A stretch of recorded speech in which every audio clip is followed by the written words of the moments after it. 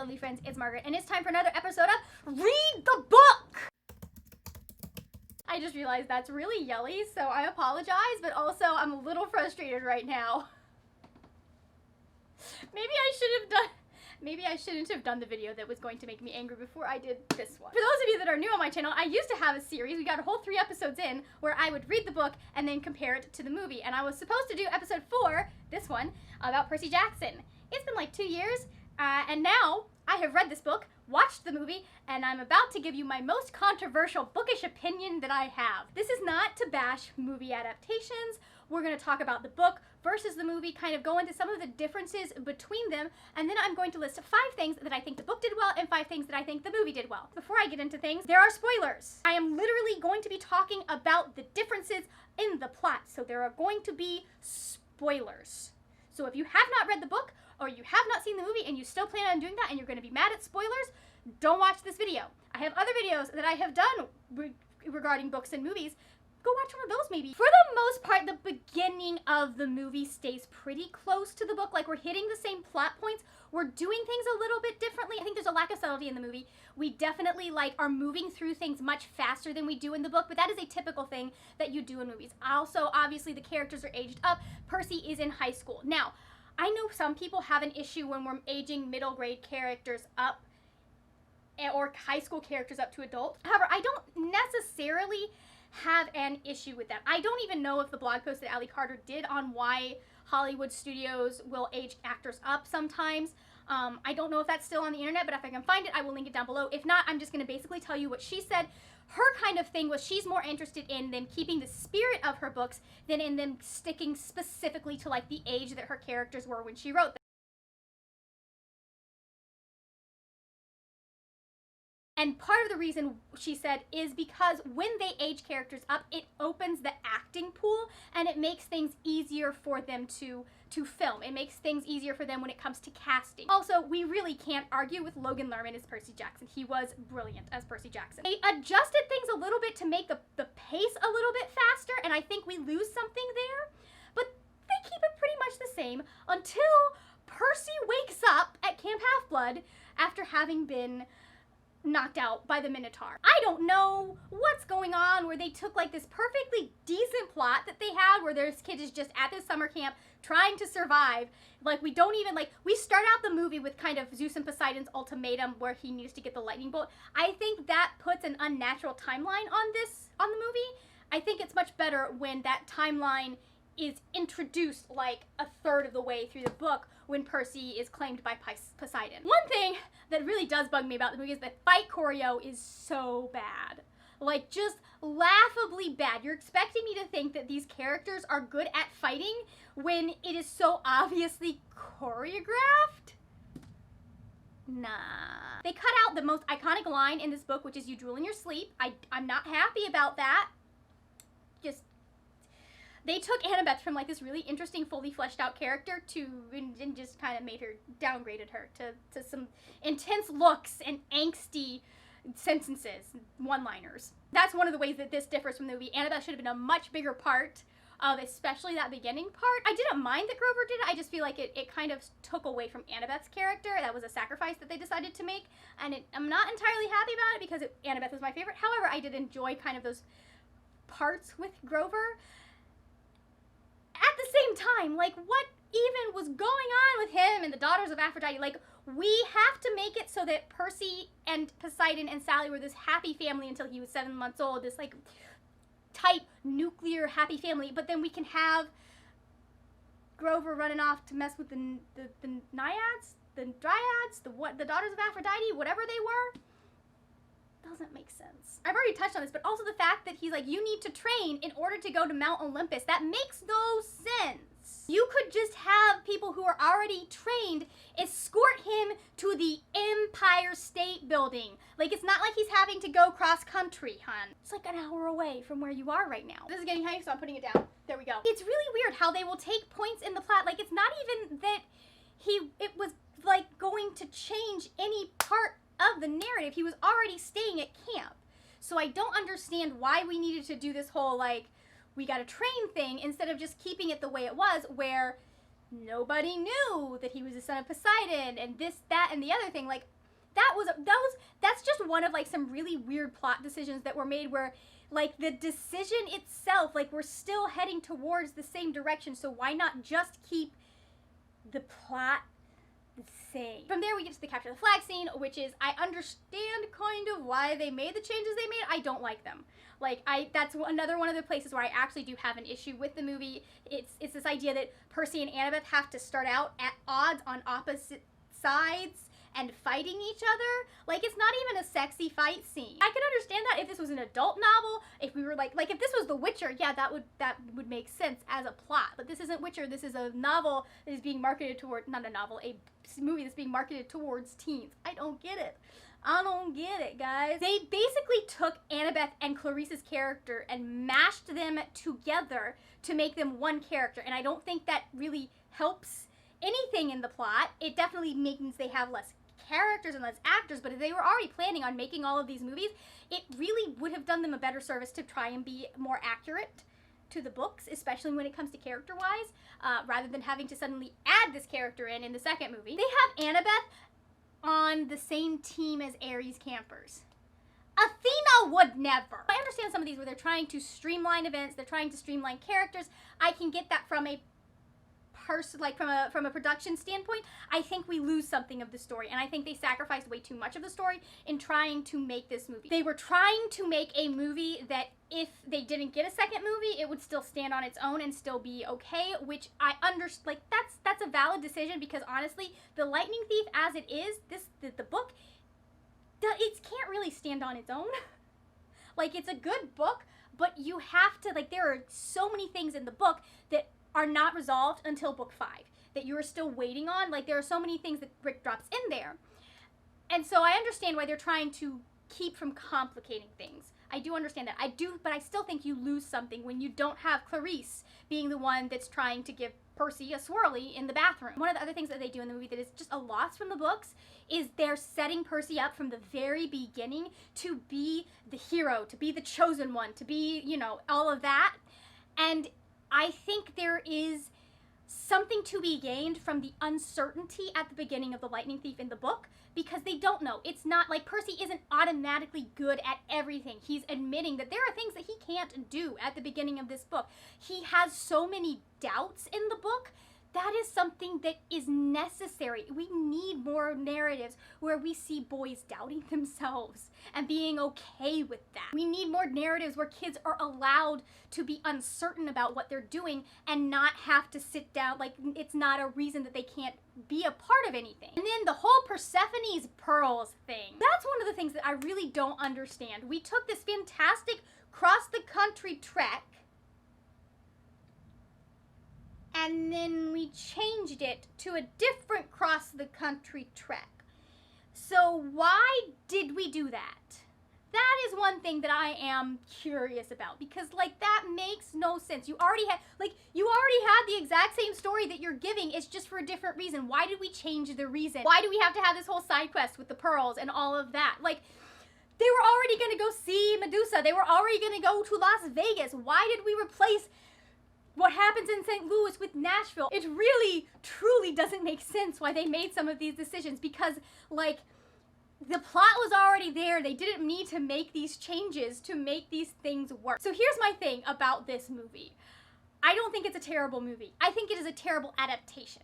I think that if you were trying to market a movie to teens that was about a kid who was a demigod, whose father was one of the Greek gods, I think they actually made a pretty decent movie despite some of the really cheesy, stupid jokes. I mean, like, not even clever cheesy. These are just stupid. Like, they didn't make a Percy Jackson movie. They basically made their own version of a kid whose father is Poseidon.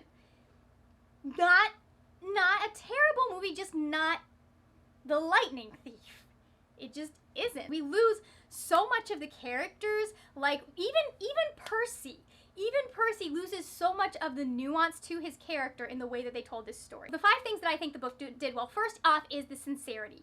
There is something about the narration, something about the way that Percy tells this story and comes across to the reader that is very sincere. It makes this feel like it's actually happening, like it is actually real. He is consistently acknowledging to the reader that, like, this seems crazy, but he's acknowledging that to the reader in a way that's like, I'm a little bit weirded out by this as well, or I was a little bit weirded out by this as well. The movie felt very performative.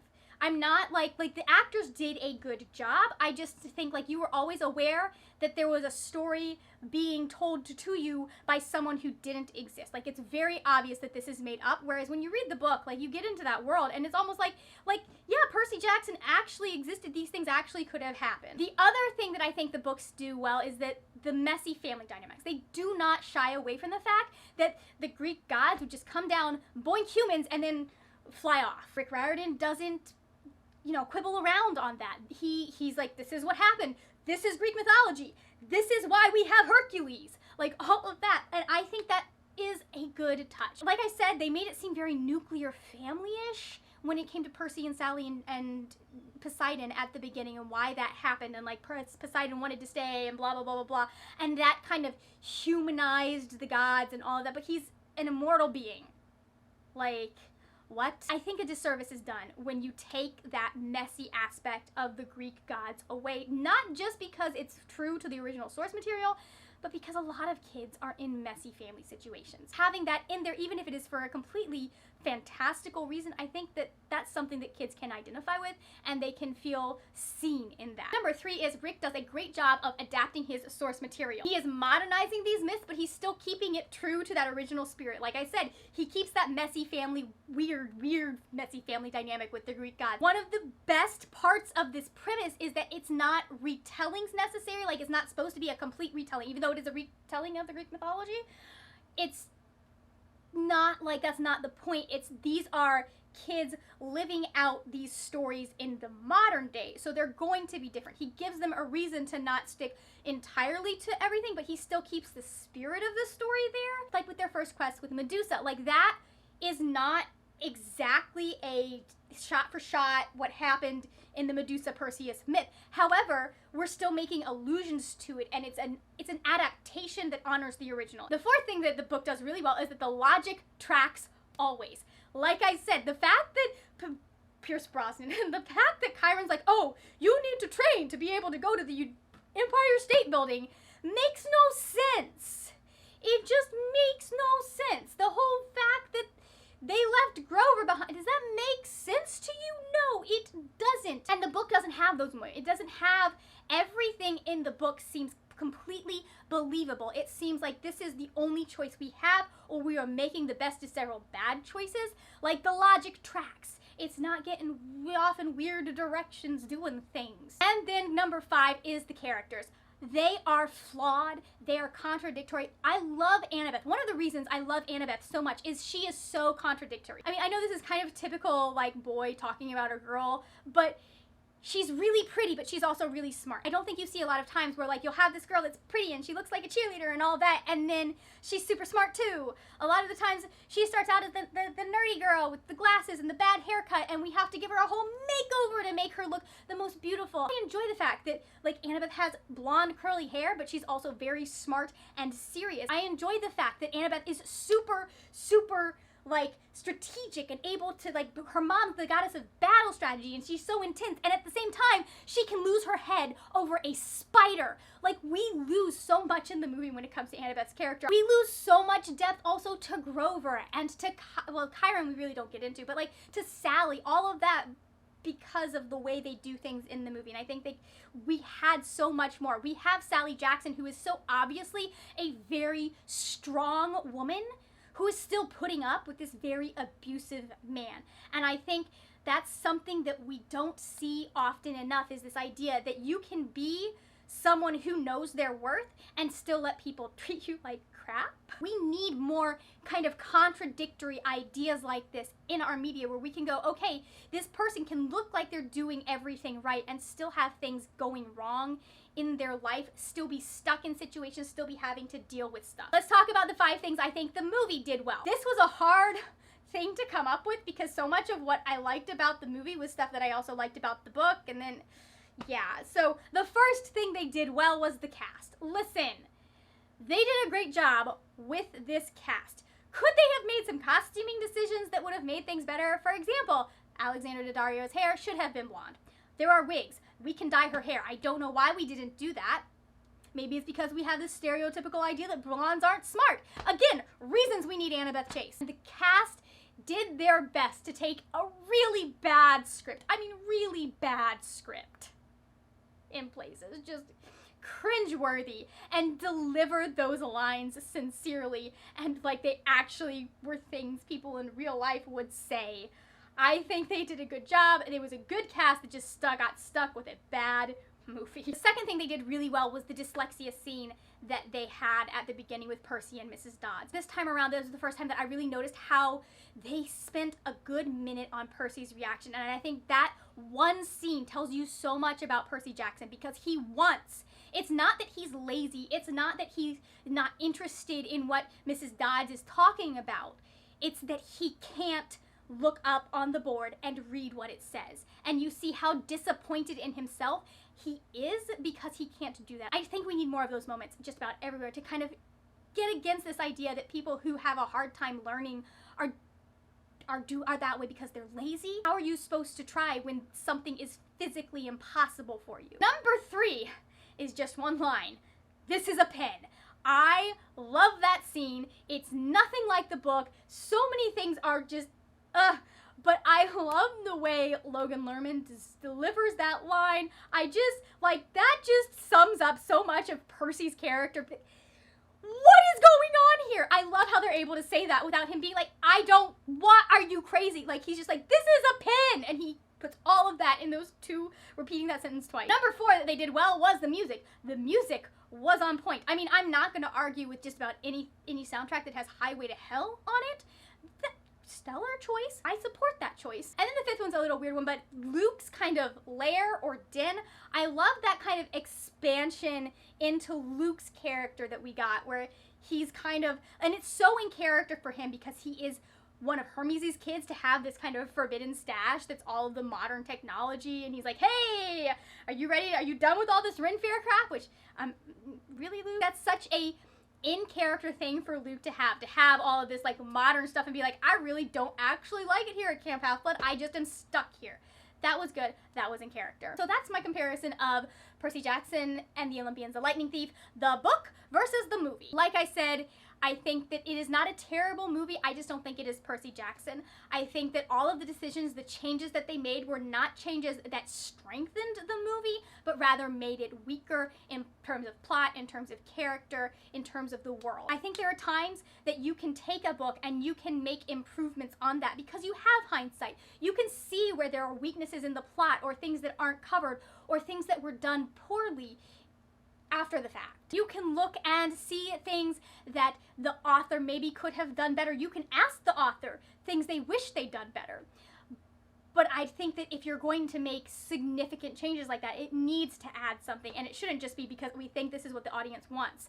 Because obviously, the audience wants this. Love the book. Movie is okay, and that's where we're going to leave that. However, it is time for you guys to decide what the next episode of Read the Book is going to be about. I have 4 books here that also have movie adaptations. Eventually, I'd like to do some that also have, like, show adaptations, but it's a little bit harder to figure those out sometimes. I mean, one of these does have a show adaptation, but we're going to be looking at the movie. Your choices are going to be between City of Bones by Cassandra Clare, Ella Enchanted by Gail Carson Levine, The Sun is Also a Star by Nicola Yoon. I actually have not seen the movie for this yet, so maybe pick this one. And The Hunger Games by Suzanne Collins. You can put your choice down in the comments, but I do also have a Twitter poll that is going, so if you are on Twitter, go do the poll instead of commenting. I would appreciate that. Thank you so much for watching. If you enjoyed this video, please give it a thumbs up. Also, if you like this video, you might like the videos that are going to be over here. Check some of them out. That is it for now, my friends. Happy reading, and I will see you later when we will talk about more wordy, nerdy things. Bye!